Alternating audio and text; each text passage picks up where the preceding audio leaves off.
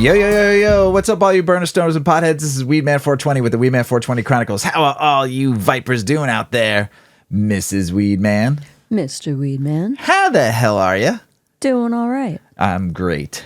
You're great? I'm great. That's if you're good. great. Hey, all you vipers out there, hopefully you're smoking some big fat doinks while you're listening to the show. Mrs. Weedman and I are about to get normal. We're smoking Strawberry Shortcake once again because this strain put us in the right place at the right mood at the right time for the shows. Mrs. Weedman, light that bad baby up and let's get high, normal.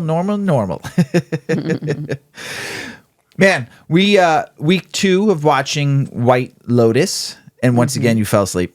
Yeah, I did. Like the last 10 minutes, 15 minutes, you fell asleep. Great episode again. So if you're watching White Lotus, I won't say any spoilers. Great episode. Just lots of they just come out of the gate. You know, the first 2 episodes. It's like you're like, man, they got to keep this going because it's so good. But what's the one actress that she's our age. She's been in a lot of movies. She played Kennedy's wife, Jackie Onassis. She's in this show as the mom. Oh, Parker Posey. Oh my gosh. She always plays such a quirky character, and she is really quirky. So quirky. In a great way. Oh my gosh. She's just so wacky. Oh, so funny. So funny. She's making the show for me. You know, there's certain actors or actresses in that episode in White Lotus that like make the episode for me, make the show. There's like this just when she's pretty funny. Yeah, she's funny. She's always on some sort of she's popping some pill. Couple pills, 2 and three then different making kinds these of kind pills. of wacky comments. It's funny. It's a good show. If you haven't watched it, please. It's a good show to watch. I don't know. I've read some reviews. We're not far enough in it yet, but I read reviews that it isn't a good season. Really? So, yeah, we'll have to see. We'll have to see. I was doing my normal research, you know, reading and studying and getting the show ready. And I always come through these whacked out articles or weird and wild articles around the world. I didn't know this was a thing. The phobia of ketchup. I like ketchup on my fries. Yeah. And I like ketchup on what else? Hamburgers, cheeseburgers. Mm-hmm. Right? Hash brown. Yeah, like hash a fried browns. potato. Yeah, fried potatoes. Potato. Not a baked potato. No. Fried potato. Or I knew somebody as a kid, my aunt used to put ketchup in her mashed potatoes. Ugh. Oh my God, it was gross. So gross. That's terrible. But, so this person has a fear of ketchup. And it's called, I'm going to butcher this. I'm going to try to say it. It is called mortuus scopius phobia. Wow. Pretty big word. I listened to that word like 17 times to get it right. Mortuus scopius phobia, a crippling fear of ketchup. Like it's a condiment. Yeah. It's like, and this person has such a fear of ketchup, it makes them so nervous that it feels like they're being held by gunpoint. You were saying something before the show about this when I sent you this to read just as a laugh. Yeah. You were saying something about this also. What were you saying? Like this person works at a restaurant or something and the video. It's a looping video of her squeezing like a big vat of ketchup into jars for tables at a restaurant. I'm like, why would you pick a job like that? Right? Why? Or you'd have to like swap out that chore. You couldn't have that responsibility, right? Could you imagine? And she was like, or whatever that like, motion is, like you're throwing. Right? Up. Like imagine like going down the condiment aisle at the grocery store. She can't even do that. She can't even see the jar. She said it was like the equivalent of like if someone stuck you up at gunpoint. Right. Like how shocked she feels. Like how does that happen? And fearful. How's that? That's a phobia. It is. Like the fear. That's a problem. It's a crippling fear of ketchup. She said she liked ketchup when she was a kid. She doesn't even know why she has a phobia. There's one place she would like to go here in Chicago though. Where? The one place that doesn't serve ketchup and they tell you to get the hell out of here. What's it called? Where? Are you talking about where they yell at you? Yes. The Wiener Circle. The Wiener Circle. Yeah. She would like that place. Yeah. Because there's no ketchup there. No ketchup. They don't allow it. No ketchup. No. You don't ask for ketchup there. In Chicago, they have ketchup, don't get me wrong, for French fries and for cheeseburgers. If you ask for ketchup at the Wiener Circle, they tell you what, get the F out of here, right? They'll scream at you. Some of these hot dog stands don't have ketchup at all. No. And they won't, they refuse. They will just not have it. A true Chicago dog place would tell you no. They will not put ketchup on their hot dog. For you, even for a paying customer, it's sacrilege. I think Gene and Jude's, they don't have ketchup. No. Like they don't even have ketchup in the building. Ketchup. No ketchup in the building. No ketchup for you. Does Red Hot Ranch have ketchup? Yes. Packets. Packets, yeah. There's a place. That's a good place. Okay. I think we talked about this on the show before. If you have not been to Red Hot Ranch, if you're in Illinois or you're coming in to Illinois, I'm telling you right now, if you're staying somewhere around Chicago on the north side, you need to go to Red Hot Ranch. It is. I live in the south side. If I lived in the north side, I'd probably be there once a week. Oh yeah, easily. That place is absolutely sent from God. I had somebody in town from the West Coast who loves In-N-Out Burger, and I love In-N-Out Burger. In-N-Out Burger is fucking amazing. The double animal style, double fries, and a Neapolitan milkshake. Get your fries well done. That's a tip that someone gave me. That's from California. It game changed on the fries. Okay, fries well done. Neapolitan milkshake, animal style fries, double animal style burger. Call me in the morning and tell me how you feel. Oh my God! But there's a savior in this world. I cannot get to In-N-Out Burger, and I truly believe that this burger, for all you out there that love In-N-Out, I'm telling you, In-N-Out Burger has a special place in our hearts. Going to Petaluma, coming in from San Francisco, the first In-N-Out Burger is on Spencer Drive, next to the grocery store. I've been going to that I went to that In-N-Out for 7 years. Okay, that's how much I love In-N-Out Burger. I fucking love In-N-Out Burger. But I'm telling you what. Red Hot Ranch, it's better. It's better. It's just it's different. It's better. A different burger. It is, but it's better. Yeah, it is. So when you're in town, tell me about it. Anyway, there's another crazy thing. I sent you an article of just as a laugh. Did you have long? I don't know what long hair is. Okay, I don't know what. I haven't had hair for a very long time. Minute. Yeah, it's been a long time. And did you ever eat your hair? Like, no. Pull on it, twirl it, play with it? You might run it.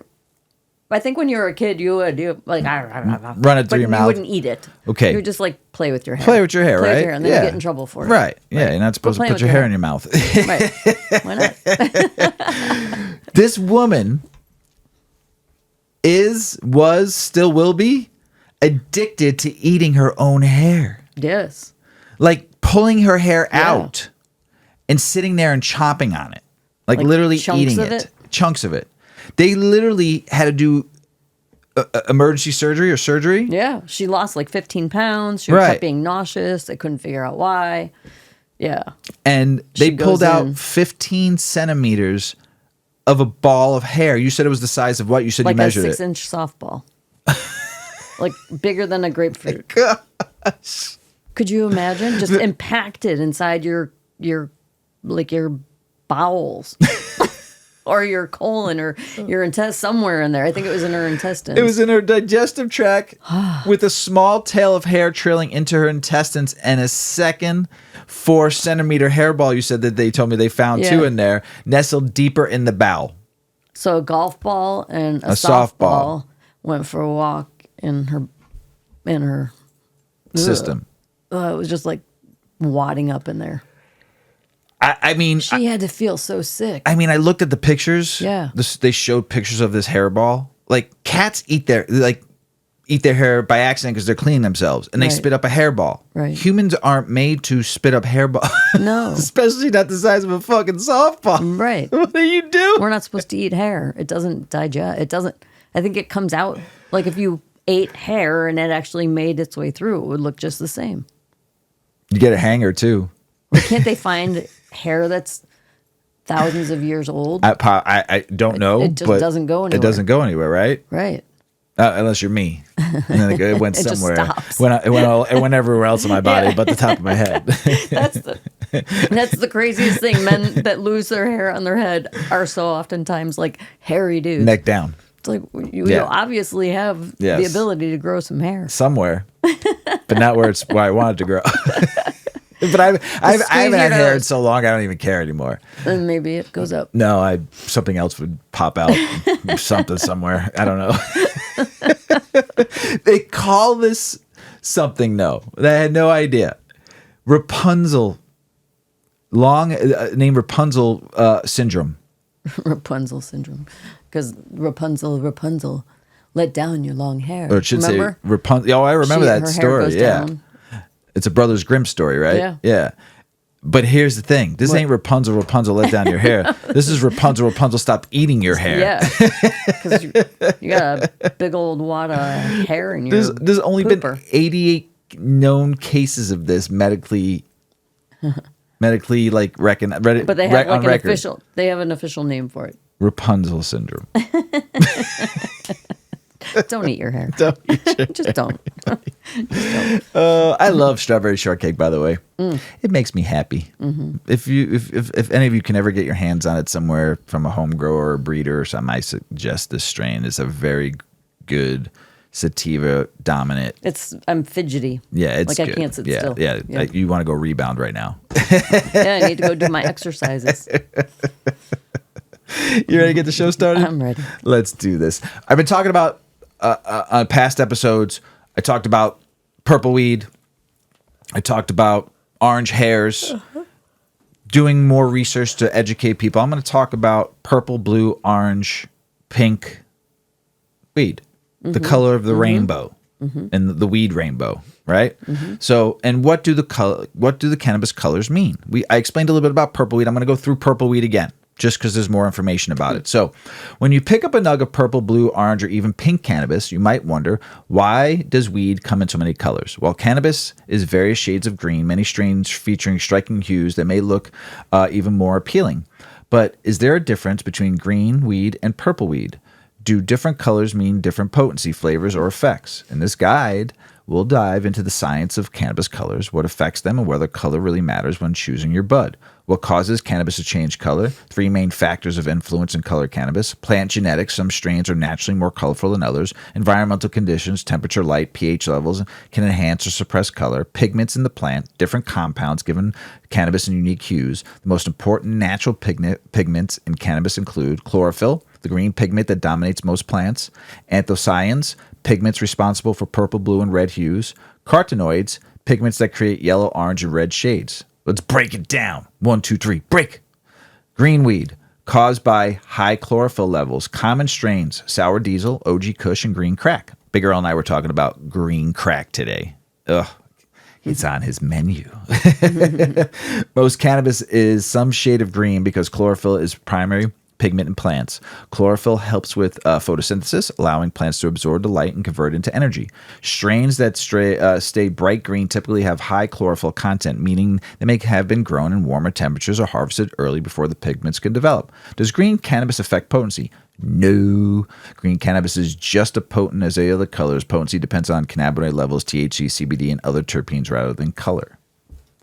Purple weed, which we've talked about, caused by anthocyanins, same pigments found in blueberries and grapes.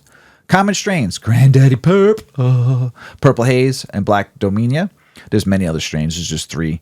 Purple weed is some of the most visually striking cannabis, and many smokers love it for the bold colored sweet flavors. Some strains, deep purple, blue, and violet hues come from anthocyanins, a group of flavonoid pigment found in many plants. How does weed turn purple? Cooler temperatures, below 60 degrees Fahrenheit, encourages the anthocyanin production.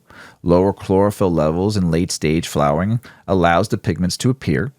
Does purple weed get you higher? No. Color doesn't affect THC levels. However, anthocyanins may have antioxidants and anti-inflammatory properties, adding potential health benefits. There's blue weed, and I've seen blue. I've seen a little Not bit of smoked blue. it. Yeah. Somebody get me some. But have seen it. And seen some beautiful pictures. Caused by anthocyanins, similar to purple cannabis, but at different pH levels. Common strains, Blue Dream, Blueberry Kush, Blue Mystic. Blue cannabis is rarer than purple, but it comes from the same anthocyanins, just at a different pH level. When purple hues appear in more acidic conditions, alkaline pH levels in the plant lead to blue shades. How do you grow blue cannabis? Cold temperatures plus alkaline pH equals more blue pigmentation. Genetics play a huge role. Not all strains can turn blue. Does blue weed have a different high? Not necessarily. However, many blue strains like Blue Dream are known for their relaxing euphoric effects due to the terpene profiles. red and pink weed. Now, I've not had pink weed, but I've seen some beautiful pink colorations on people's buds, pictures people have sent me, and caused by anthocyanins and carotenoids. Common strains are Pink Kush, Panama Red, Red Dragon. While red and pink cannabis is less common, some strains produce rose-tinted trichomes and hairs. These happens when the anthocyanins mix with the carotenoids in the same pigments that can make carrots orange and autumn leaves red.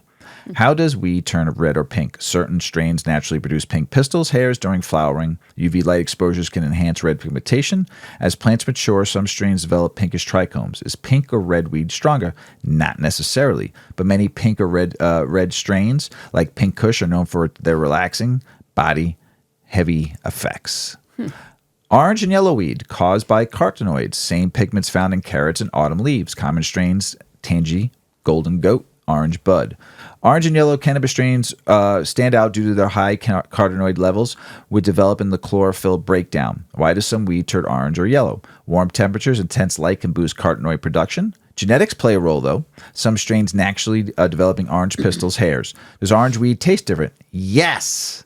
Many orange-colored strains, like Tangy, we've been smoking one lately. Yeah. The apricoma. Oh my God. So sweet. Oh, so sweet. Gosh, that's like right up your alley. Oh. You would smoke that if it was in such a nighttime weed. You'd probably smoke that all day. That's so good. Heavy citrus, sweet terpene profiles, thanks to the limonene and Mr. Weedman's favorite, myrcene. Does cannabis color affect potency? No. A strain color has nothing to do with THC levels. Instead, potency is determined by genetics. Some strains naturally produce more THC than others. Growing conditions, lights, nutrients, and care affect cannabinoid production. Harvesting time. Late harvest buds often contain more THC. That said, color can indicate different terpene profiles, which affects flavors and effects. Final thoughts. Does color matter when choosing weed?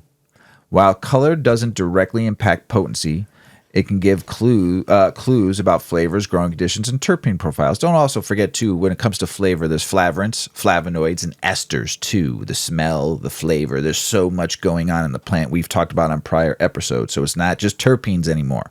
Flavorants, flavonoids, esters, and they all play a role in this beautiful plant. So whether you love deep purple buds, fiery orange pistils, or bright green nugs, each strain offers a unique experience. Green weed equals fresh, classic cannabis flavor. Purple weed, sweet grape-like terpenes. Blue weed, rare, soothing strains. Pink or red weed, exotic, visually stunning. Orange or yellow weed, citrus-heavy, energetic highs. Next time you pick up colorful weed, you know exactly why it looks the way it does. CBD. Yeah. This is now the forgotten cannabinoid for some. For most, it was such a big, it still is to me, has a very good place in my heart. But for some time before, as hemp was just all about CBD, now it's all about THCA coming from hemp, or THC that you're seeing in drinks that you're getting hemp-derived Delta-9 and all the other different cannabinoids that you're getting from the hemp plant. So the CBD still has a lot of place in my heart and a lot of people's hearts that people still use it because they can't use THC. Right. But this is good knowledge that CBD has a place for everybody. Okay, we're going to talk more about CBD in a little bit, but CBD could effectively treat common vaginal infections, this study concludes. Tell us about it, Mrs. Weedman. New published research on cannabidiol, or CBD, suggests that the popular marijuana component could be a promising treatment for a common type of vaginal infection. The report focuses on the bacterium Gardnerella vaginalis, which is found naturally in the vagina, but can also cause vaginosis when out of balance with other microbes. In laboratory tests, CBD demonstrated antibacterial and antioxidant effects that weakened G. vaginalis and eliminated communities of the bacteria known as biofilms. The article was published this month in a special issue of the journal Antibiotics, dedicated to antimicrobial and anti-biofilm activity by natural compounds. It was authored by a four-person team from the Hebrew University of Jerusalem and Hadassah Hebrew University Medical Center, also in Jerusalem, Israel. Importantly, CBD not only prevented biofilm formation of G. vaginalis, but also reduced the metabolic activity and biofilm biomass of preformed mature biofilms. It's a little over my head, authors wrote, adding that the ability of the drug not only to prevent biofilm formation, but also to act on preformed mature biofilms constitutes, this is what's important requirement for the successful treatment of vaginosis caused by the bacterium. G. vaginalis is not the only bacterium that can cause vaginosis, the paper acknowledges, but among 30 tested species, it was found to be the most common and virulent species. The team noted that their research appears to be the first inquiry into CBD's effects on the bacterium. While the findings are promising, the team noted that a chief limitation of the study is that it was an in vitro study, examining the effects of CBD on bacteria in a petri dish, not a living organism. Further studies, their paper says, should focus on the in vivo efficacy of CBD in treating bacterial vaginosis and detecting any possible toxicity in animal models before conducting human clinical trials in the future. The new study adds to a growing body of research indicating that cannabinoids might be useful in antibacterial applications.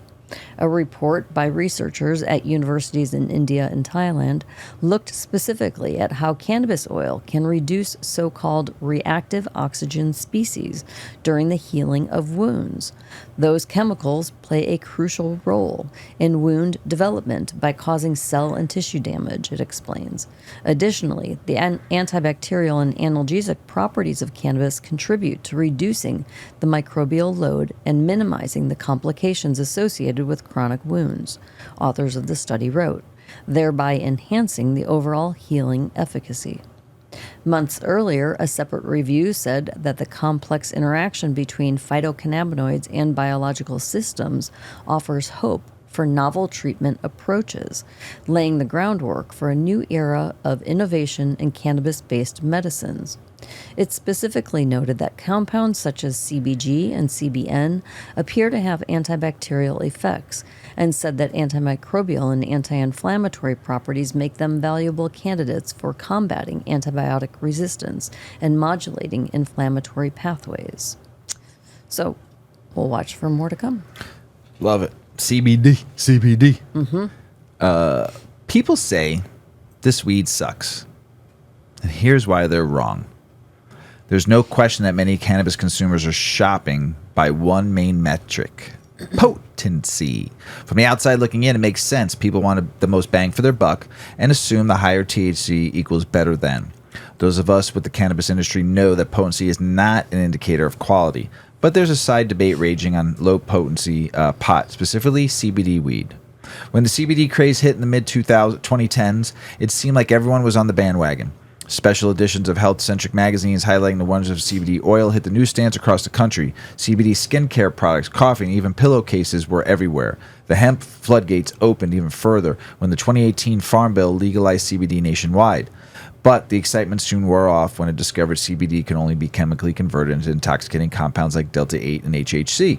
Pretty soon, CBD faded into the distance. Many of the brands disappeared, but few remain, including a small number of regulated cannabis beside. Part of this was the hype of Engine leaving the station, with people delusioned by literally snake oil salesmen promising them a whole new you with their bunk hemp drops. But it seems like some of the quality companies and the people who found relief in the product saw the baby thrown out with the bathwater. I soon became one of them. This is the journalist. CBD, where art thou? After years of high THC consumption, something in the journalist's body changed. I could no longer tolerate the dosage of my past. Heart-racing paranoia following nearly every puff, edible, and dab. Not wanting to give up the ritual of smoking pot and sharing it with my friends, but needing something that works for me in 2025. I soon found solace in high CBD weed strains. However, these varieties of weed are not always easy to come by. Cultivators in many mature markets are unmotivated to grow low THC strains since buyers want their most frequent customers will demand. Some folks in these places have never or experienced fire hemp, which is, believe it or not, a thing. To journalists, we know somebody that I think that person smokes 90% of the time is high, like just quality hemp, you know? Where did I leave off? Sorry, everybody. However, these varieties of weed, cultivators aren't really producing that much. This journalist remembers discussing the topic with some people in California, talking about top shelf hemp. Now, the husband had been growing back in the Midwest. They balked at the notion, images of swag conjured in their heads. I quickly showed them some photos from a greenhouse revealing bright green CBD buds dripping with trichomes. I could see their eyes widen. They didn't believe it was real. You showed me some pictures yesterday of some hemp CBD farms with beautiful, beautiful buds, gorgeous buds. But why smoke CBD weed? You don't feel anything. Some may argue. The truth is, there's many reasons. The writer's colleague Carl Weistock once said of CBD, it's not about what you feel, it's what you don't feel. I'll say that again. When you smoke CBD, I've always talked about it's from the neck down. There's no euphoric effect from it. There's no head high. It's a calming relaxation. And I've always said you feel CBD from what? The neck down. This is a great line. It's not about what you feel. It's about what you don't feel. And that line is from Kara Weistock, one of the journalists from Green State. Green State, thank you. It's something this journalist has shared in many conversations since, and probable light bulb always seems to go off in the moments after. Anecdotally, CBD fans report the compound helps ease anxiety, pain, restlessness, insomnia, inflammation, and a whole host of other ailments. Dozens of studies have seemingly affirmed these findings. The concept makes sense. And truth be told, some people do feel something when they consume CBD. They always push back when people claim CBD is non-intoxicating. In fact, this journalist wrote in Green State's editorial guide that they never make that claim. CBD does affect your brain chemistry, just like other cannabinoids, nicotine, sugar, enzymes, and cheese, etc. Full-spectrum CBD extracts contain a bit of THC, and for those who are sensitive, the 0.3% may come through. This journalist has a friend who never consumes cannabis, who accidentally took a full-spectrum CBD RSO capsule, mistaking them for her ibuprofen in the middle of the night. That's weird to mistake that. She later told the journalist she definitely caught a buzz, and her husband noticed her demeanor was a bit off. The full-spectrum oil within was likely the culprit. A year ago, the journalist smoked a CBD joint. Upon returning inside, she said, I could tell something felt different, assuming the terpenes were contributed to the perceived buzz. Whatever caused the perceived effects, it was likely the entourage effect of all joints compounds working together. So yes, CBD can be psychoactive. And I've talked about this too. We've talked about this. If you take too much of your body, your endocannabinoid system, you will feel the psychoactive euphoric effects. When this journalist envisions the dream dispensary, mine too, I have a dream dispensary, and it has something for every type of consumer, whether they need high potency or low. Quality products should be waiting. This journalist dreams of the day when top-shelf CBD weed strains sit alongside the 30-plus percenters. And this journalist knows she's not alone. So for all the folks who like to generalize and say CBD weed sucks, simply reply, there's something for everyone. Don't yuck my yum. Don't yuck my yum. Okay, so when medical first hit Illinois, when I first got my medical card in 2017 or 2018, I can't remember, you can find a ton of CBD THC ratio strains. Now, I wouldn't say a ton, but there was a lot. There was a good handful, let's say about 10, 15 different strains you'd be able to find that had higher CBD ratios, lower CBD ratios, and they were all really good. And I smoked that a lot during the day because I didn't want to be too heady. And I needed it because I had a lot of back pain at the time, and I didn't want to be heady during the day because I still had to work. But it took the back pain, like the journalist said, you're not supposed to feel the head. It's all from the body down, right? So you enjoy taking CBD. You take tincture, a ratio, right? The ratio is 2,000 milligrams of CBD to 100 milligrams of THC. And what is the bomb? Or not the tincture, what's it called? Is it the mint one? Dickens. Dickens. Yeah. You met that crazy cat. Yeah. Yeah, that's a good one. It is a good one. Also, his bomb is really good too. If you're in Illinois here, and he's a funny homie. So, but yeah, you like that ratio, and you take a higher dose during the day when you need it, right? If you have any aches, pains, or anything like that, concentration, whatever you need it for.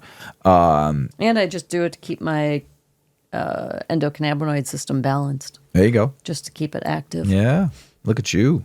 Phew. You just gotta wipe it off. Wipe it off. Keeping the inflammation down. At all times. Keeping the anxiety down. Oh, shit. Try it, folks. Like I said, some of you out there that don't want heavy doses of THC, there is strains out there you can find. And there's some people, I think we're going to get better.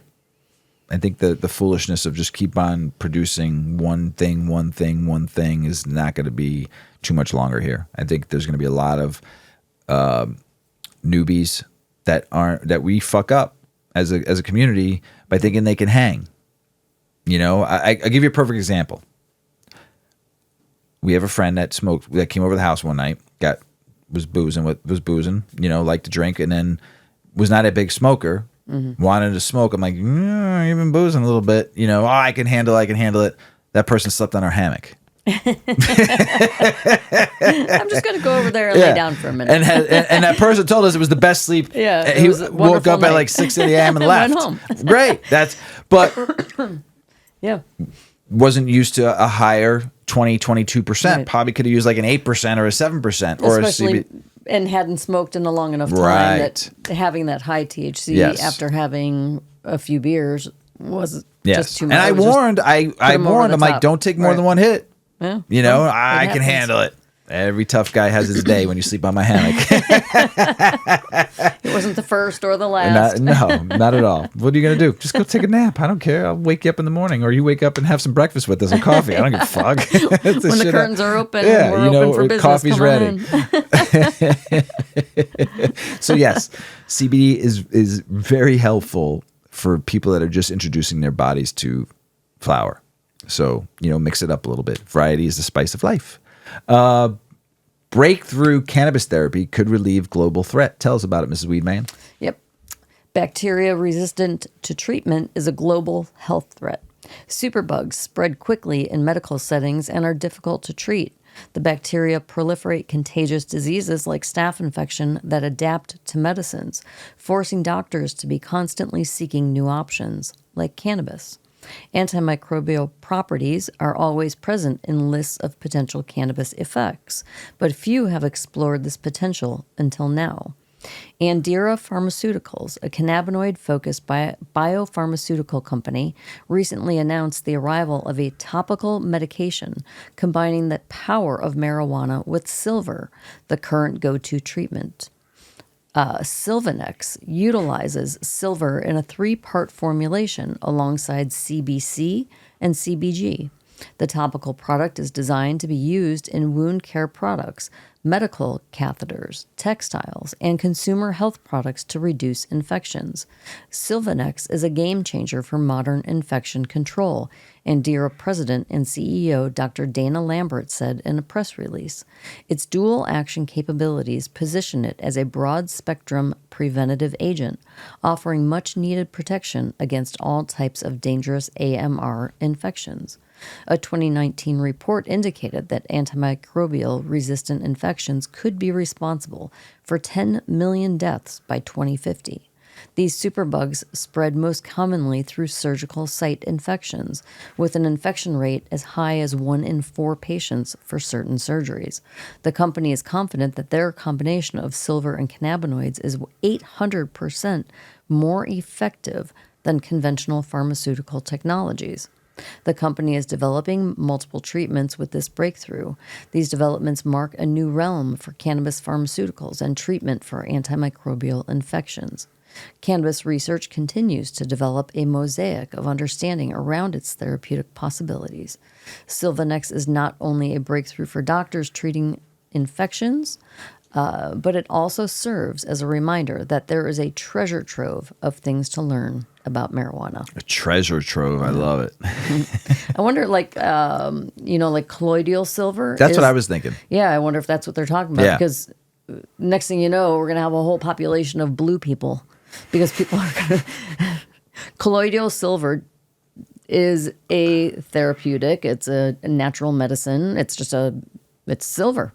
It's whatever it is. But you can actually take too much, right? It's not overdose in the sense that you die from it, but your body doesn't digest it. So it has to be taken in very prescribed doses. And if you over consume it, you can turn blue. There is a blue man right now that's alive, and he talks about he's on shows sometimes. The only thing I know about using colloidal silver for is for breeders of getting female plants, feminized plants. Oh, Use really? colloidal silver. Yeah. Well, in the health and wellness world, yeah, I know it's a supplement. Yeah, it's like.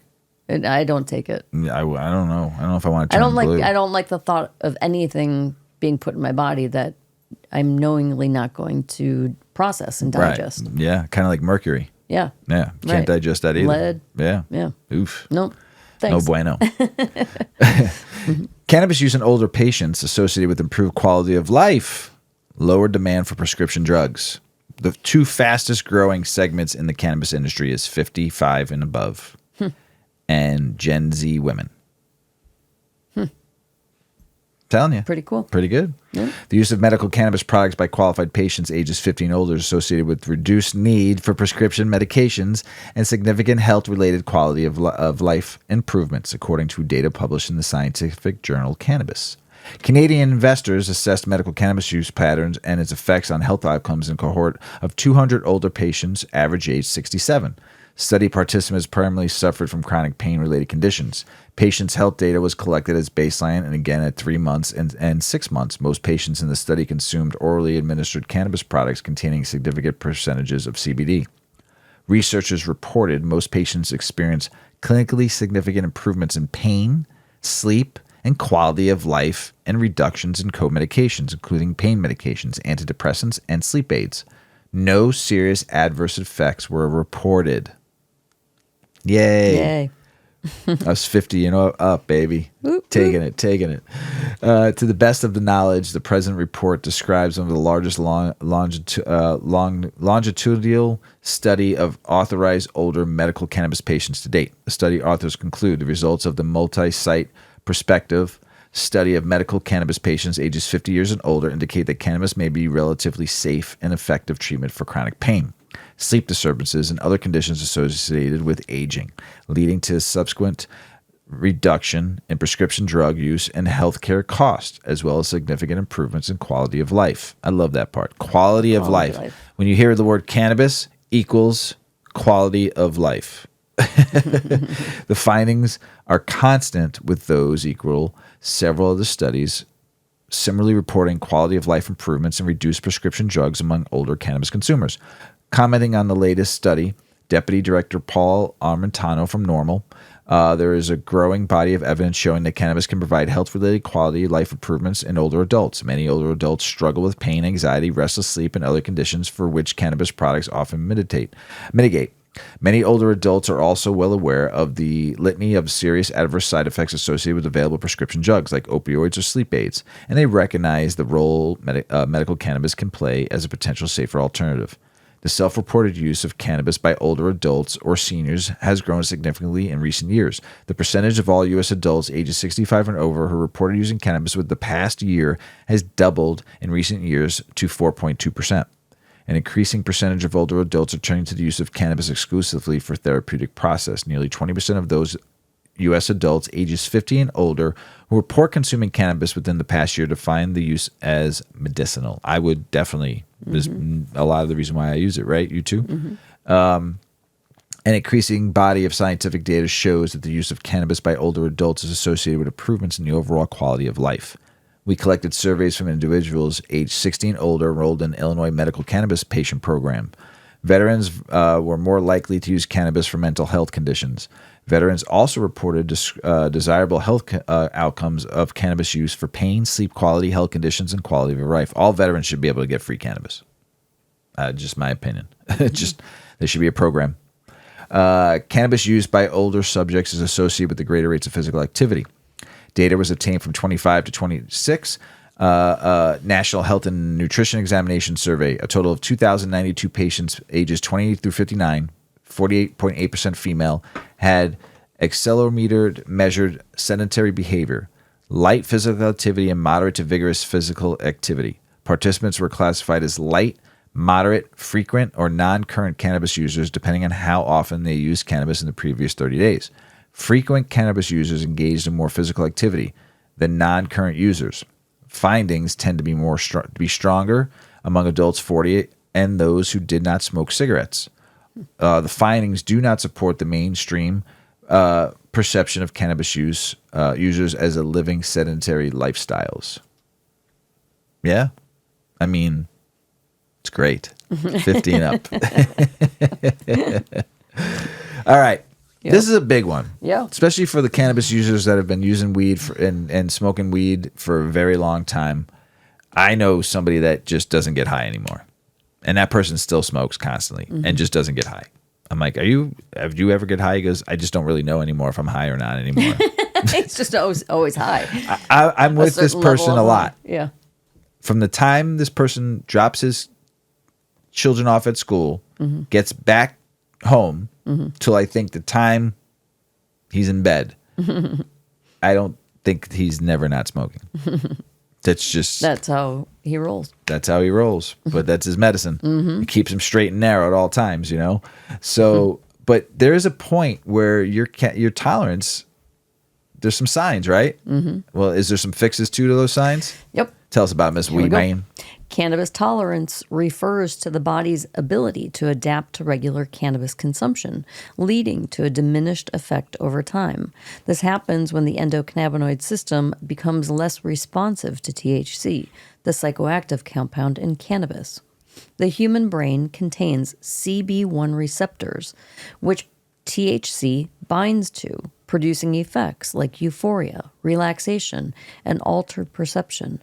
However, with frequent use, these receptors start to down-regulate, meaning they become less sensitive to THC.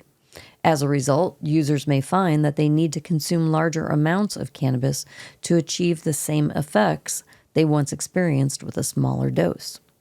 Tolerance develops due to repeated exposure to THC, leading to neuroadaptations in the endocannabinoid system. Several factors influence how quickly tolerance builds up, including frequency of use.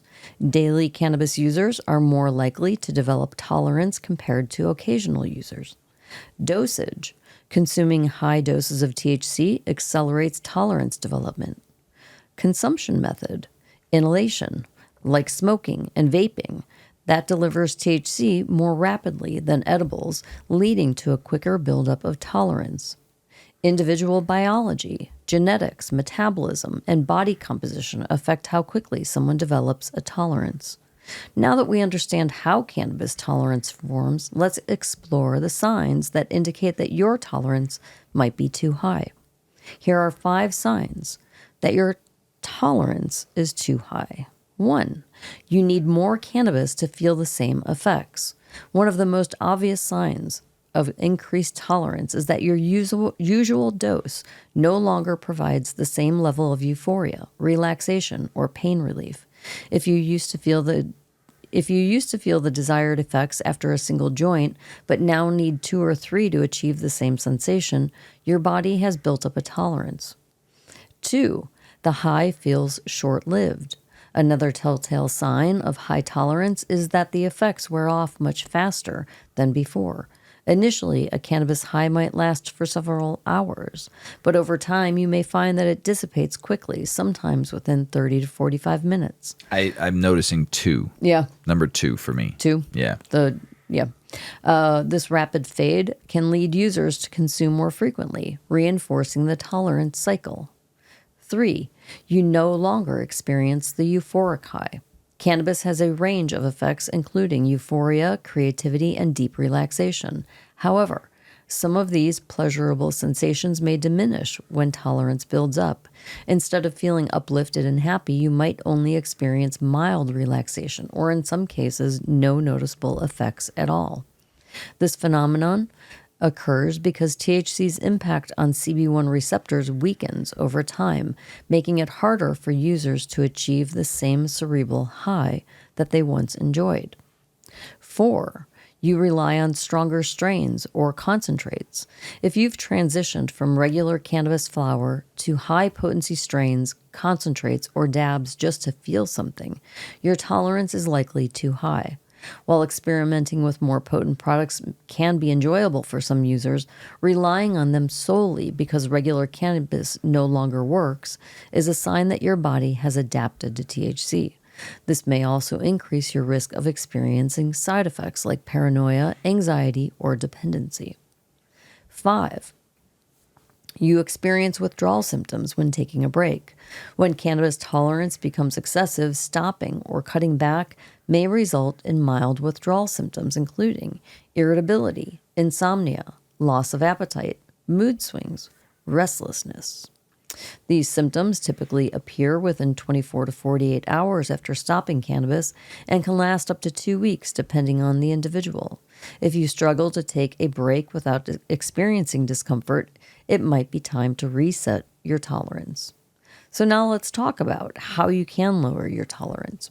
If you've identified with any of these signs we just talked about, don't worry. Tolerance isn't permanent. The good news is that your body can reset itself with a few adjustments. Woo, that's a big win. Yep. So take a tolerance break or a tea break. A tolerance break or tea break is the most effective way to lower your cannabis tolerance. By abstaining from THC for a certain period, your CB1 receptors have time to recover and regain their sensitivity. A 3-day break can make a noticeable difference for light users. A 7-day break is ideal for moderate users, and a 2 to 4 week break is best for heavy users to reset their tolerance fully. You could microdose instead of consuming large amounts. Microdosing involves taking small amounts of cannabis to experience mild effects without overwhelming the endocannabinoid system. This method helps maintain a balance between using cannabis and preventing tolerance buildup. You can switch up your consumption method. Different methods of consumption affect tolerance differently. If you've been smoking daily, try switching to edibles, tinctures, or vaping at lower temperatures. This can change how THC interacts with your body and may help manage tolerance levels. And you could opt for strains with more CBD and less THC. CBD, or cannabidiol, does not contribute to THC tolerance buildup. Using strains that have balanced THC to CBD ratio can help reduce overall THC exposure while still providing therapeutic effects. And stay hydrated and exercise. THC is stored in fat cells, so regular exercise and hydration can help flush excess cannabinoids from your system. Activities like cardio, yoga, and sauna sessions help support your body's natural detoxification process. Cannabis tolerance is a natural process that occurs with consistent use. If you notice that you need more to feel the same effects, it might be time for a reset.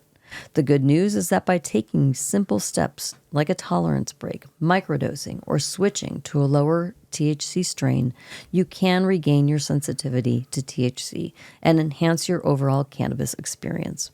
By staying mindful of your consumption habits, you'll not only save money, but you'll also enjoy cannabis in a more balanced and effective way. I think that was a phenomenal article. It is. Yeah. We've talked about TB breaks and all that kind of stuff, but that put it plain and simple in one format. Do you feel your tolerance has gone up increasingly? And you have a high tolerance for everything. So I mean, have you? I know we smoke a full joint together, but do you feel you can smoke more than one joint or a whole joint by yourself, or do you feel like it doesn't last as long? No, because I still feel like I can get too high, and it doesn't take 2 or 3 joints for that to happen. Right. If I smoked a whole joint, I'd probably be more high than I want to be. But yes, it would last less. But I also noticed too, I feel like I don't feel as much of the euphoria. I don't feel as much of the head high. I have to stop and think about it sometimes. So yeah, I think it has diminished. My tolerance has gone up and diminished some of the benefits that you like. Right. You know, The feeling of feeling, like the of euphoria. feeling baked. Yes. Yeah.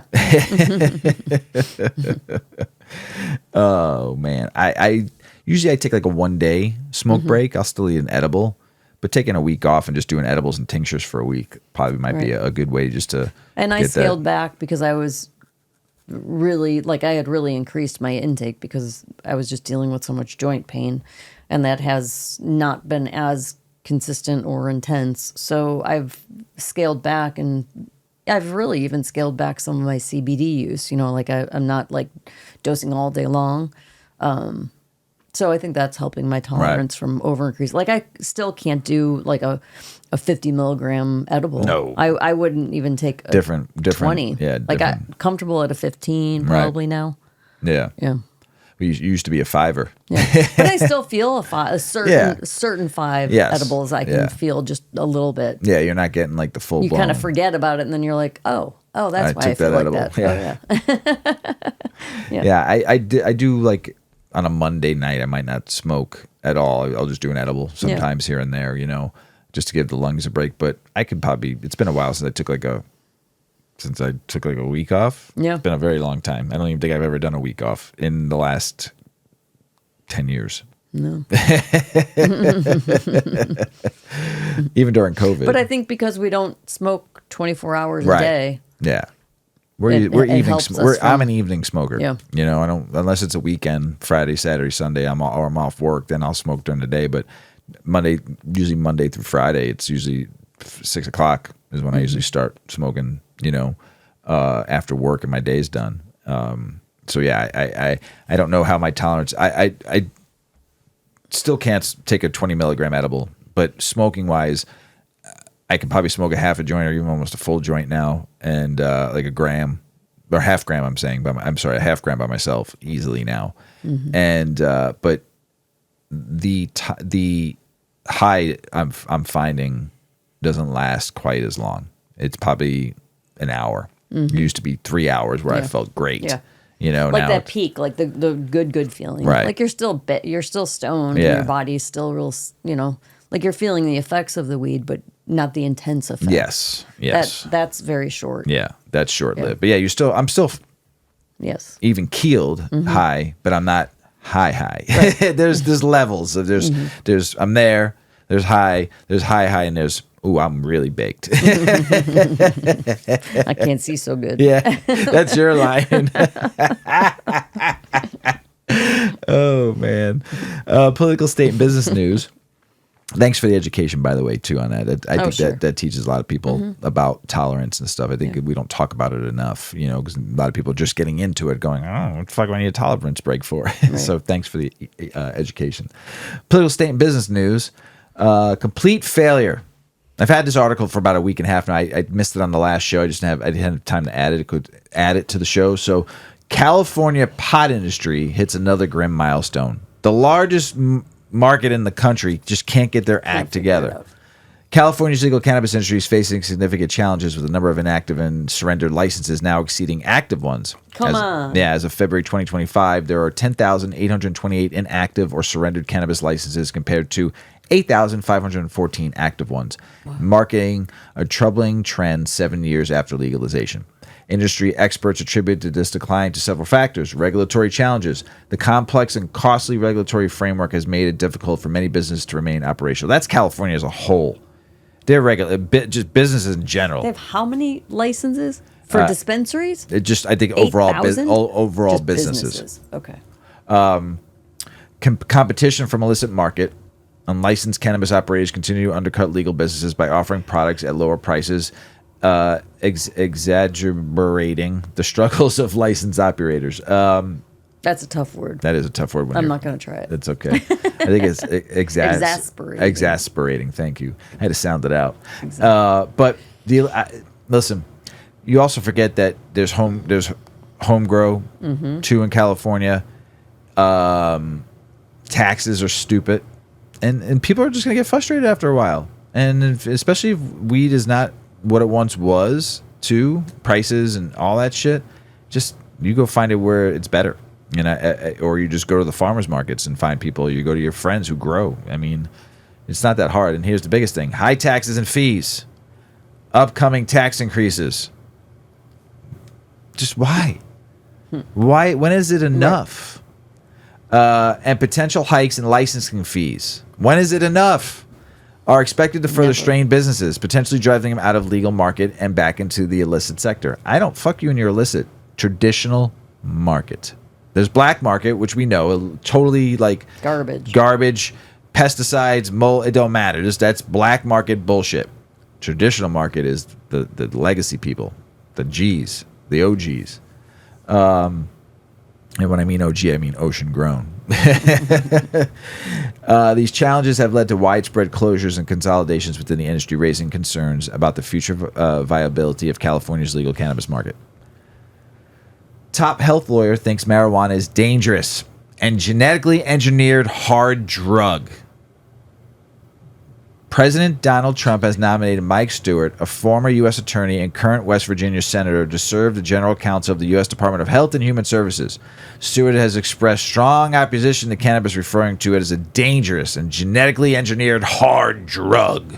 That hard plant that was given to us by and has angels in their leaves. Hard drug. It's made chemically, and I mean, come on now. What does this do? Wait, it gets worse. He has also labeled marijuana a gateway drug. That leads to let's go back to the 80s. Let's go back to, reefer madness all over again. That leads to increased opioid misuse and has pledged to aggressively enforce its criminalization. Does he ever read any information? No, absolutely not. He just forms his own opinion. Ready? Yeah. Well, old news. Outdated news. Yeah. During his tenure as a federal prosecutor, Stewart supported the recession of the Cole Memo. We have a friend, Cole, and he has a show called The Cole Memo. Sorry, Cole. And he's out there. Sorry, Cole. This dude is, this Stewart is trying to take away the Cole Memo. We will never take away the Cole Memo. That's right. Which had previously provided guidance on a federal cannabis enforcement. He emphasized that federal law regarding marijuana is crystal clear and criticized the Obama-era guidance. Stewart's role would involve providing legal advice, interpreting regulatory policies, and overseeing litigation for HHS. Great, Tim and Kennedy, who was supposed to be for cannabis. His stance on cannabis could influence a future agency interpretations of the Controlled Substance Act's requirements concerning marijuana's scheduling status. This nomination has drawn criticism from cannabis advocates who are concerned about the potential impact of federal cannabis policy. Stewart's appointment underscores the ongoing debate over cannabis legalization and regulation in the United States. We are going backwards, ladies and gentlemen, and boys and girls, and these, thems, and don'ts. I'm telling you, we are going backwards in this industry. I said this many years ago. It is still federally illegal. They can shut this shit down anytime they want. And people are like, no, they can't. Yes, they can. They are threatening mayors and governors, taking away funding. They can do whatever the fuck they want. And if they want to shut this shit down, they will. They will. Whether you want to believe that or not. So you better think quick here. I don't know if they're going to. I'm just saying from what I'm reading the last 4 weeks, things are changing in the wrong direction. Wrong way. As Kendrick Lamar said, wrong way. Tell me about it. North Dakota lawmakers approved bill to expand marijuana decriminalization, making low-level possessions a $150 citation. You're legal, medical. The bill removes the criminal penalty of possessing up to 500 grams of marijuana for 4 grams of THC, replacing it with a citation of $150. It also allows individuals convicted of a first offense for possessing up to 500 grams of marijuana or 4 grams of THC to have their records sealed, provided they have no similar violations within 2 years. Additionally, the bill reclassifies most marijuana paraphernalia possessions as a non-criminal citation. Oh my God. Where am I? I needed to smoke more after hearing your stories. This legal legislation aims to reduce the criminal penalties associated with minor marijuana offenses in North Dakota. Wisconsin governor puts marijuana legalization in budget request, along with provisions to regulate hemp-derived THC. Something positive, Wisconsin. Wisconsin governor Tony Evers has included the proposal of legalized adult-use marijuana in his biennial budget request. Biennial? Oh, man, I fucked up that word. Biennial Biennial. Biennial? Biennial. Biennial. That's what I said. One time out of the 6 times. I did say it, right? Sound it out. The proposal also aims to regulate hemp-derived cannabinoids such as Delta-8 and 10, ensuring that production, processing, and sales are controlled and restricted to individuals over 21. This initiative reflects the governor's ongoing efforts to reform cannabis laws in Wisconsin, building on previous attempts to legalize both medical and recreational marijuana. However, past proposals have faced challenges in the Republican-controlled legislature, which has consistently removed marijuana-related provisions from the governor's budget request. The outcome of this proposal will depend on the legislative process and the willingness to lawmakers to address cannabis policy reform in the upcoming session. Mrs. Weedman handed me a joint, and my mouth is watering because I want to smoke it. So, and I was reading, and my mouth is literally watering. Smoke break. Smoke break. Water break for me. There you go. That's it. That's it. Just one. I got a lot more reading. All right. Smoke break, everybody. Thank you, Mrs. Weedman, for looking out. Always. 7 in 10 Pennsylvania voters, including a majority of Republicans, support marijuana legalization, new polls find. Great. Legalize that shit. And I know the governor wants it legalized too. So, U.S. Congressman bill would provide veterans access to cannabis from VA doctors. A U.S. Representative Brian Mast, Republican of Florida, has introduced the Veterans Equal Access Act, aiming to empower Department of Veteran Affairs healthcare providers to recommend medical cannabis to veterans. The legislation seeks to address the challenges veterans face in accessing cannabis treatment for conditions like post-traumatic stress disorder, PTSD, neuropathic pain, and depression. Currently, while VA doctors can discuss cannabis with their patients, they are prohibited from recommending it, leading many veterans to conceal their use to avoid potential repercussions. Mass bill would allow VA physicians to provide recommendations enabling veterans to access medical cannabis through state licensed dispensaries. However, VA doctors would not dispense the cannabis themselves. This initiative reflects a growing recognition of the therapeutic potential of cannabis for veterans and aims to integrate it into the healthcare options. The bill reintroduction underscores the ongoing efforts to reform federal policies regarding cannabis use among veterans. We in the United States here have a facility in Mississippi that's owned by the federal government. Oh, I don't know if all of you know that, but it has been around since the 60s or 70s, I believe. And it grows pretty good weed, I heard, because there's patients. I watched an interview of a guy who was one of the first 13 patients to he gets a jar of 250 joints a month. Jeez. Rolled joints. You're telling me that we can't use that facility to give every one of our veterans from the VA hospital a prescription from that Mississippi G13, baby, where it was like basically created and escaped and it got out into the wild. But you can give them the medicine that we as taxpayers pay for that facility. I say give that weed to our veterans across this great country of ours. Why not? It's our tax dollars. We should have a say. Free weed for everybody. Oh, here's a state I've been to and I admire it. It's a beautiful state, but their cannabis laws are garbage. You ready? Idaho. To stoners, stay out. Stay out, you long-haired hippie freaks. Come on. That's basically what they're Serious. saying. Yeah, don't you remember the song from Tesla? Signs, signs, everywhere, signs. Yeah. Idaho lawmakers have passed House Bill 7 establishing a mandatory $300 fine for simple cannabis possession, the highest minimum possession fine in the nation. Possessions are over 3 ounces of cannabis will be classified as a felony, potentially leading up to 5 years in prison and fines up to 10 G's. The bill language includes marijuana, all parts of the plants of the genus cannabis, and extracts or preparation of cannabis which contains THC, but it remains unclear whether it encompasses hemp-derived THC, THC products, or CBD oils. The legislation aims to deter both residents and out-of-state visitors from possessing cannabis in Idaho. Beautiful state. Got your fucking shit all out of whack, though. Backwards. Michigan municipalities getting nearly $100 million from the marijuana tax. Now, remember, everybody, last episode I said You got all fired Governor up. Whitmer wants to raise the taxes to 32%. Listen, your state overall just did $331 million in 2024 from the state's marijuana regulation fund. $331 million. They're giving $58,000 for each municipality which receive for each licensed retail store. So if you have 10 stores, you get this much. $580,000. They're giving $100 million. I'm not mad about that at all, because it's going to be used for distribution for schools and roads and making your townships. That's where the money should go. 100%. Schools, help your veterans out, homeless people. Maybe use it for roads and. But will it get put there? Right, but here's the thing. The money also includes first-time distribution to 4 federal recognized tribes, too. Are getting some of that money. That's good. Okay? I was looking at, there's a list of all 302 Michigan municipalities that are getting and how much they're getting. You can look it up if you're in Michigan. Okay? Governor, you don't need any more money. All you're going to do is wreck the industry. Governor Whitmer, listen up. Don't fuck it up. You did over $3 billion in sales.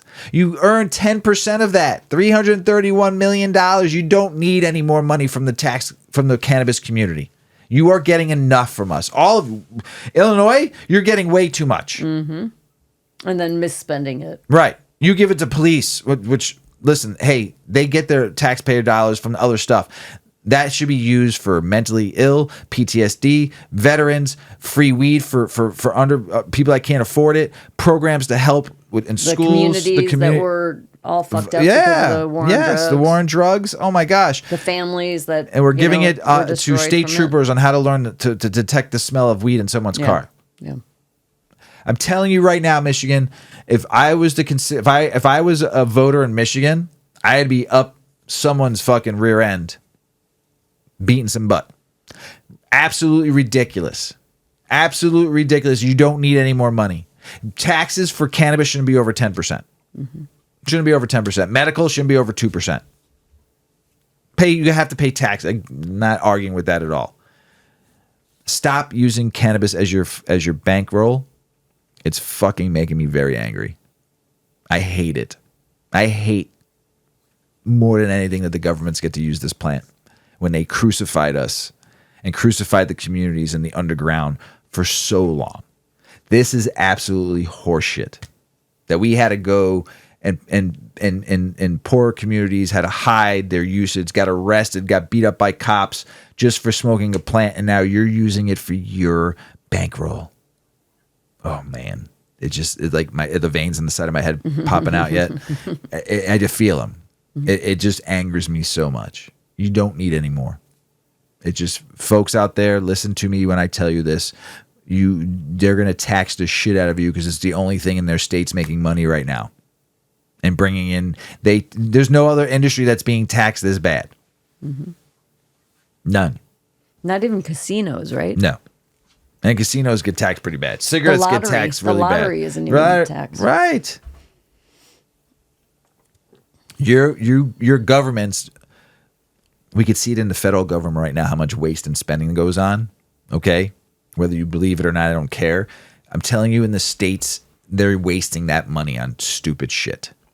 And some of it's going to good shit. But I'm telling you right now, you don't need to make this your bankroll. I digress. New Hampshire House bill passes bills to let patients grow medical marijuana at home. And annual past cannabis convictions. Good for you, New Hampshire. Home cultivation for medical marijuana patients. The bill permits registered medical marijuana patients to cultivate their own cannabis at home. Provides greater access and autonomy over their treatment. Annulment of past cannabis convictions. The legislation allows individuals with prior convictions for simple marijuana possessions to have their records annulled. This applies to offenses involving up to 2 ounces of cannabis or 5 grams of hashish, or any amount of legal for adults 21 and older under no current New Hampshire law. These measures reflect a growing trend towards cannabis reform, aiming to enhance patients' access to the address past legal injustices. Kentucky medical cannabis program hasn't sold a single fucking thing yet, but still brought in $27.5 million. And here's where the money will go. They brought in $27 million from the 4,998 applications that were submitted. And it was about $27.5 million, according to the Cabinet of Health and Family Services that's running the medical cannabis program. $4,998 equates to $27.5 million. that you will never get back.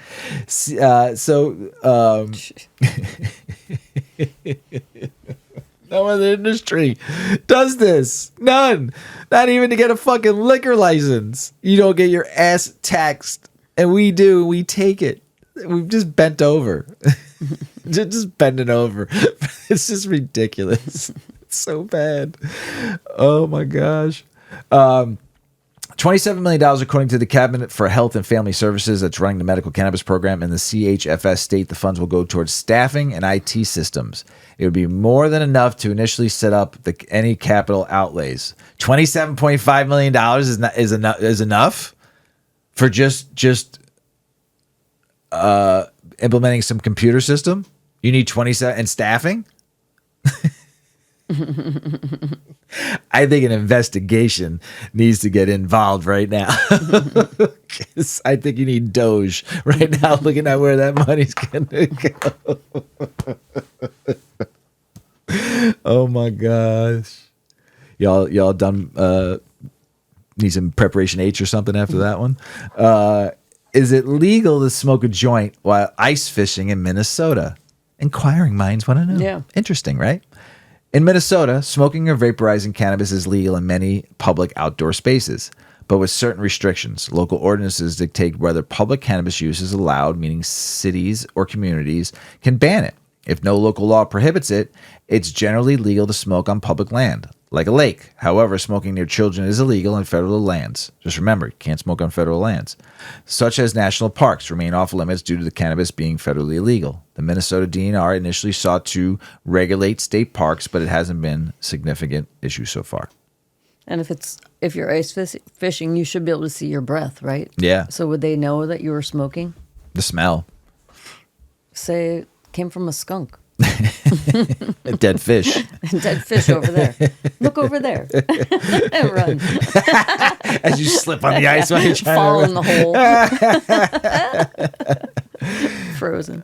Senator John Fetterman circulates petition to legalize marijuana at the federal level. Why didn't you do it like the few years prior? Why did you wait till now? Senator John Fetterman has launched a petition to federally legalize marijuana, emphasizing its potential for revenue, jobs, and criminal justice reform. The petition aims to highlight widespread public support for legalization. Fetterman, a longtime advocate for cannabis reform, believes it will benefit farmers, veterans, and small businesses. He also calls for expunging marijuana-related criminal records. While his Senate activity on cannabis has been limited to supporting bills, this petition reflects his continued commitment to the cause. Yeah, but you should have did it you had time. Okay, but he didn't. He's doing it now. He's doing it now? Right. Let's hope he's somewhat successful. He's a big man. Yeah.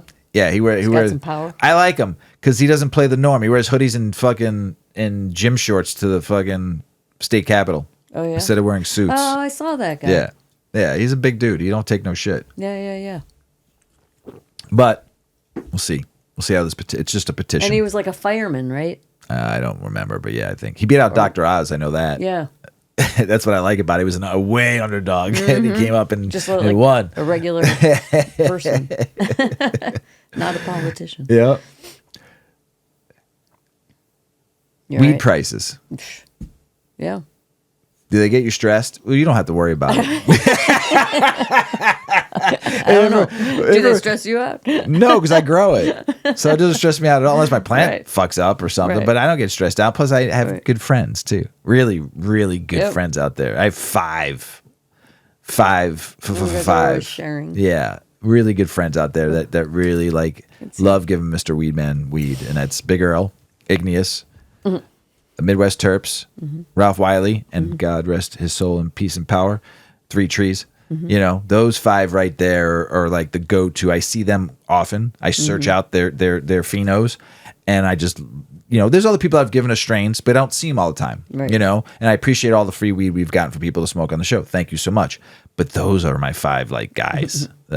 Man, I see them at events, Earl I do the show with, these and their weed is absolutely fucking out of this world, so and there's plenty more for me out there to smoke. There's plenty more home growers to give me weed and you weed and for us to smoke on the show. There's plenty of people out there I can't wait to smoke their weed. But tell us about weed prices and how to get the most for your money besides getting free weed. Let's face it. Sometimes what we have, oh my Lord, I got to start over. I'm really baked. Did you see me take my glasses off like 3 times and rub my eyes? I still can't see. Let's face it. Sometimes we have what we need and sometimes we don't. During times of financial strain, we make adjustments, canceling streaming subscriptions, cutting back on snacks, driving a little further to find better deals, or opting for cheaper alternatives to the products we would consume the most. But should we also be cutting back on our cannabis consumption? In the current U.S. economic climate, many Americans are asking, how much of the budget goes to cannabis, and what's the best way to manage it during challenging times? Even though cannabis prices in legal markets are generally becoming more affordable, many Americans are still feeling the impact of inflation. So it's important to be strategic about how we acquire and manage our cannabis, says Dr. Giulietta Sabatini, a physician specializing in cannabis and mental health. It's important to recognize that everyone's situation is unique, so we'll offer general advice knowing individual circumstances will always vary. There are as many ways to consume cannabis as there are users, she said. Some people need it as medicine every 6 hours, while others use it recreationally once a week or month, says Sabatini. One cost-effective strategy for those in states where it's legal is home cultivation. Not only does it offer economic benefits and independence, but it also allows for control over the levels of THC and CBD in your product without relying solely on lab tests. There's also some practical tips for making your cannabis last longer and improving consumption habits. For instance, avoiding mixing weed with other substances just to make it stretch further, especially with tobacco, which can increase nicotine dependency. This is a common practice in Europe, but one I'd recommend avoiding, says Nicholas Rodriguez, a journalist and cannabis expert. Rodriguez also suggests avoiding smoking first thing in the morning. I recommend starting to smoke later in the day rather than first thing in the morning. It can help reduce overall consumption. Personally, I like to smoke after a meal and a shower. The experience is much more enjoyable when you take your time and savor it. Sabatini also recommends doing a 2-week detox. This helps resensitize the body's receptors, so when you reintroduce THC, the effects are stronger, even with a lower dose, she explains. To reduce THC consumption while managing anxiety, many experts recommend using CBD as an alternative. Microdosing and rotating strains can also help conserve your stash. If you're a frequent user, keep your doses and frequency low to prevent building a tolerance so you don't need to consume more for the same effect, advises Sabatini. Sabatini also emphasizes that if you're using cannabis constantly to feel better but don't have a medical diagnosis or professional guidance, you might be masking symptoms rather than addressing them. In such cases, consulting a healthcare professional is the best course of action. Additionally, she points out that buying from local producers and cooperatives, as well as hunting for the best dispensary deals, can often be a cost-effective way to access cannabis.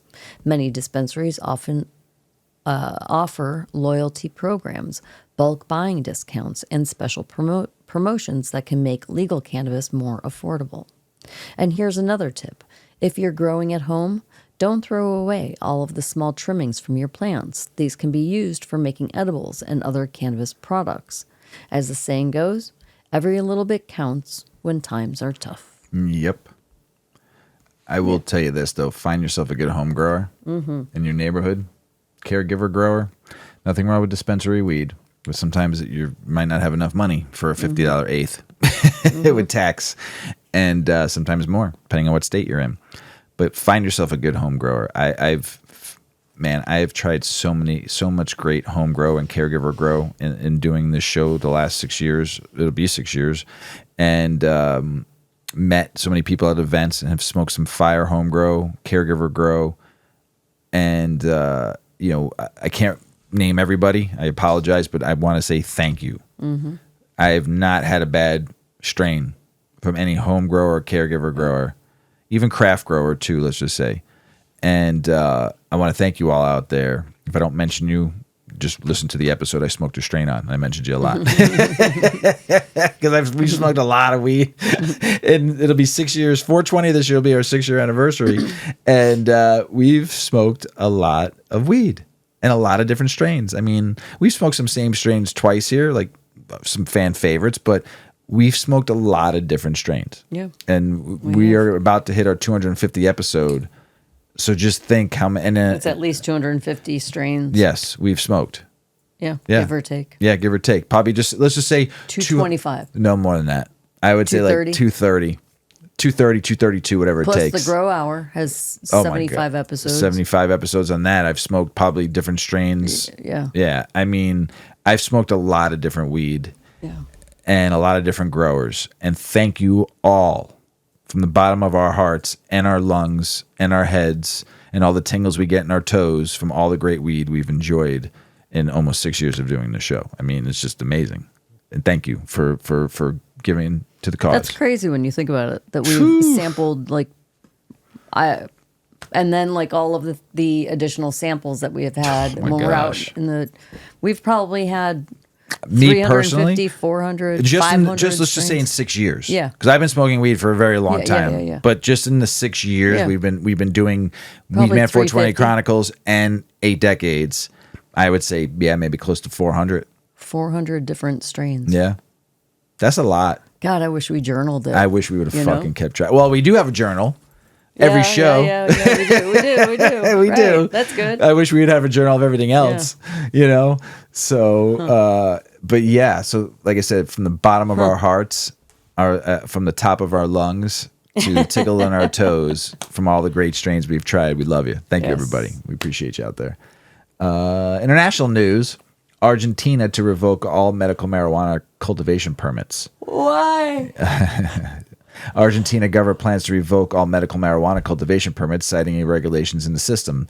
The move follows a broader policy shift to reassess marijuana regulations, a major challenge in elimination of the cannabis registry program, which allowed medical marijuana cultivation for personal use. While President Milei supports drug legalization, the current focus will target illegal sales and unauthorized cultivation. A new policy could disrupt the medical cannabis industry, despite assurances that legal medicinal use will remain. Let people home grow. Let people home grow. Canadian cannabis sales soared in December, as all cannabis sales do in the holiday season.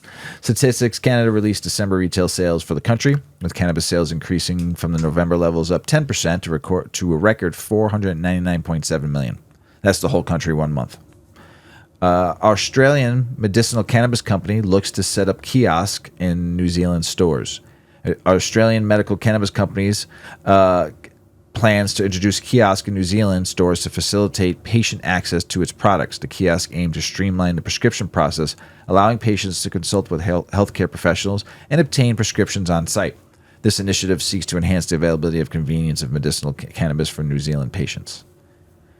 Customs sees 398 million worth of cannabis in Lagos. Smugglers flee into the sea.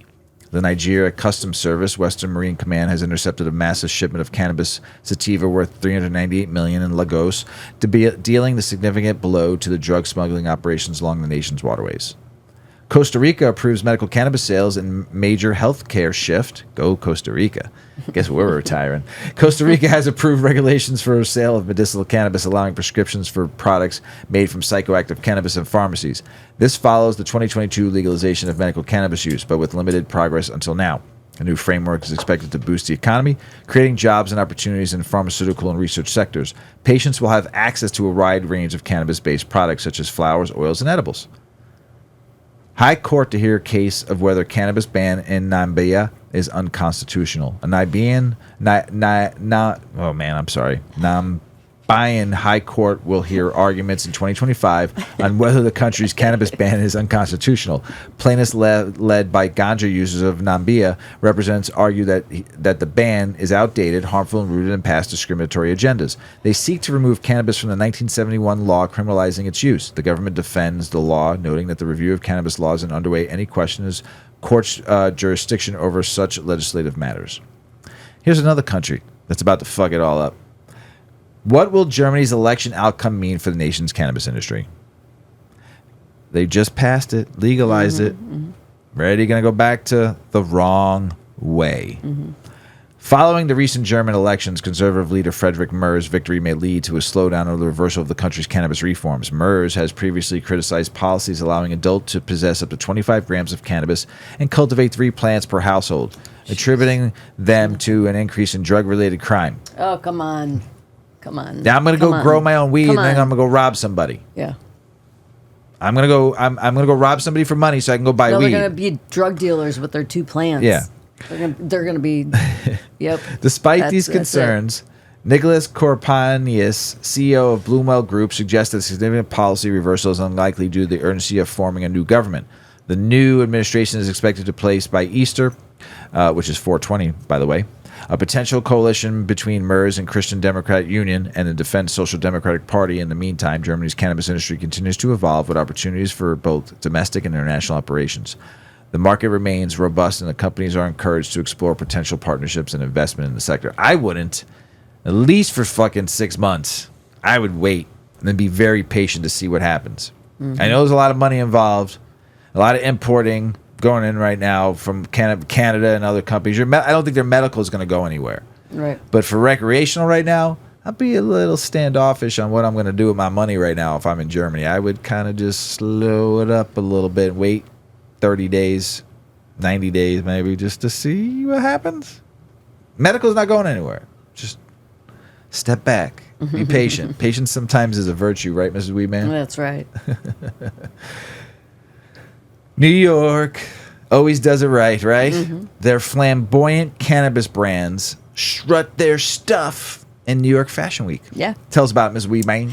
Fashion shows are a spectacle of over-the-top creativity where designers push boundaries with outlandish designs, the perfect set for flamboyant cannabis brands to make a statement.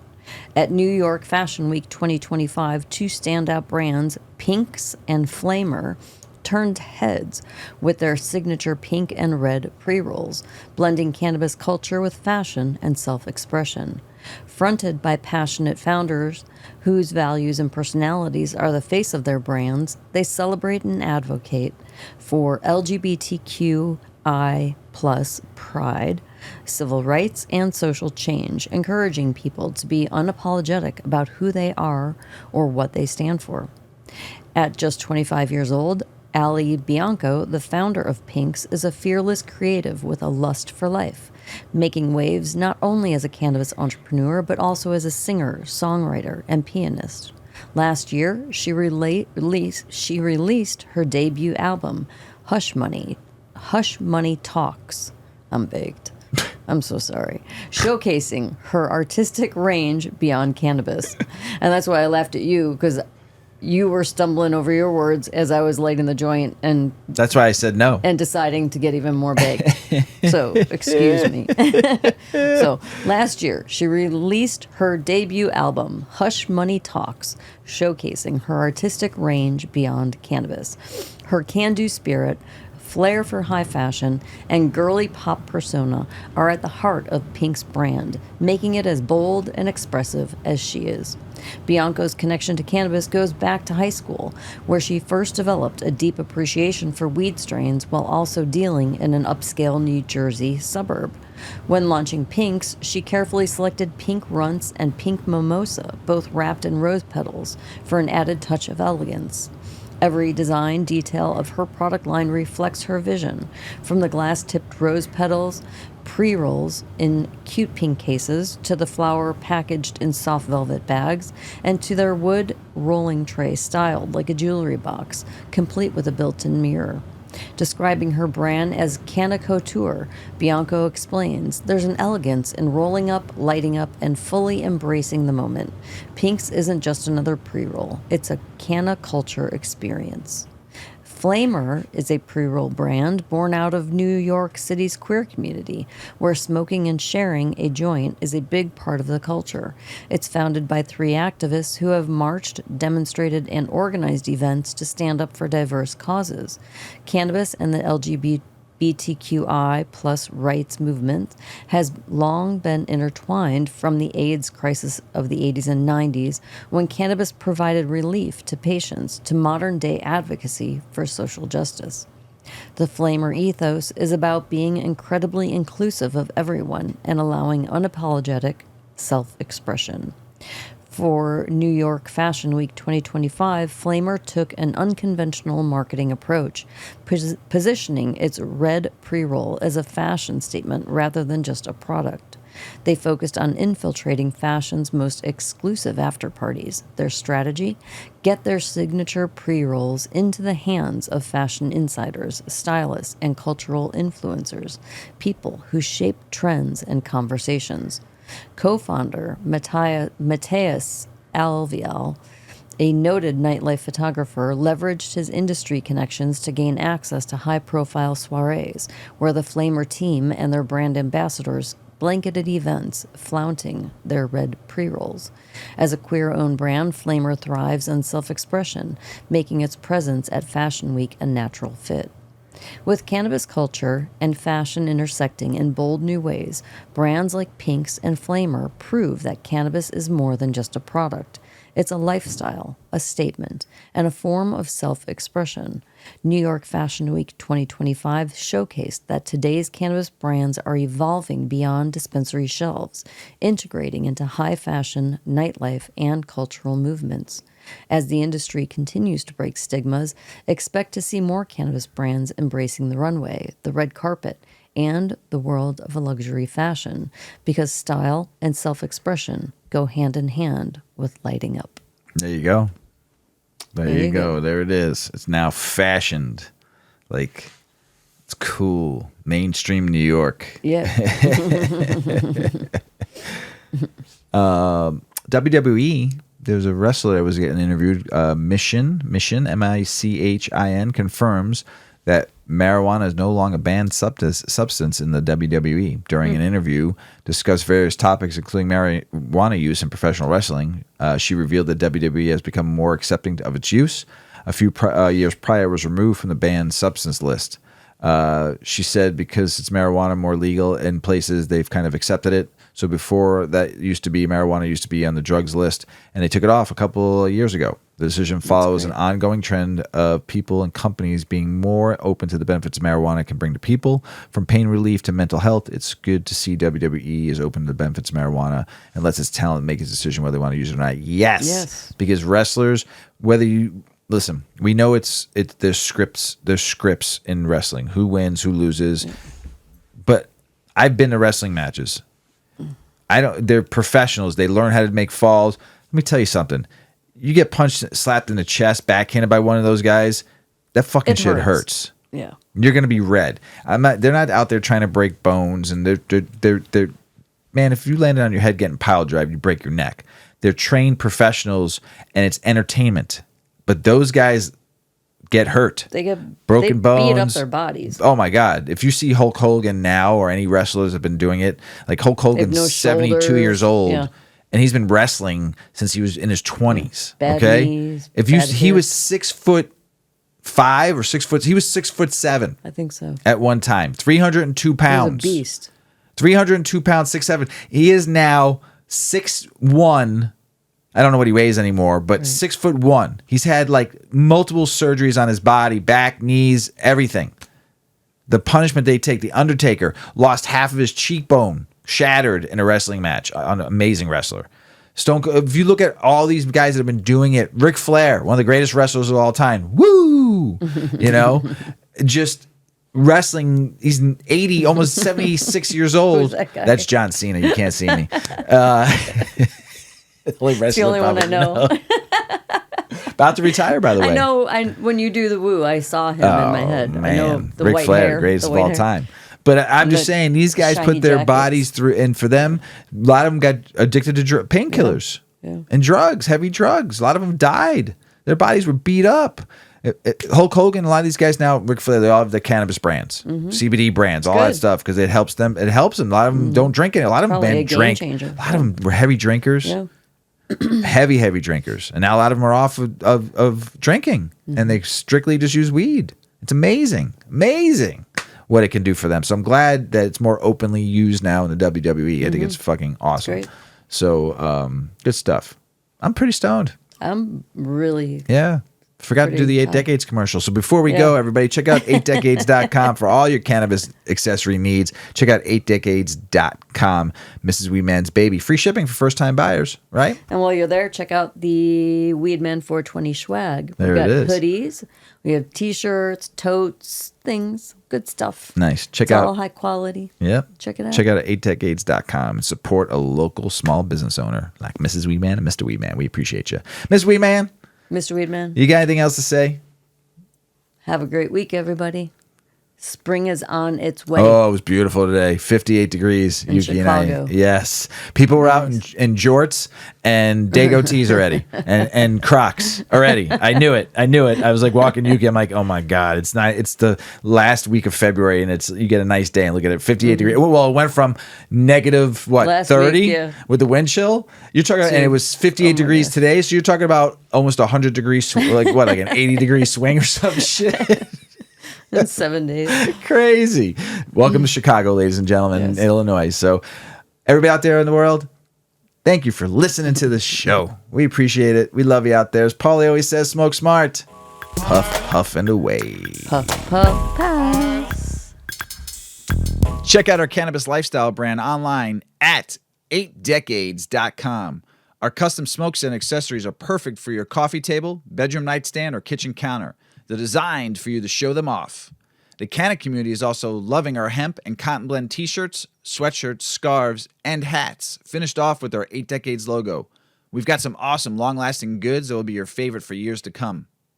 8 Decades, because a 9th decade of cannabis prohibition isn't acceptable.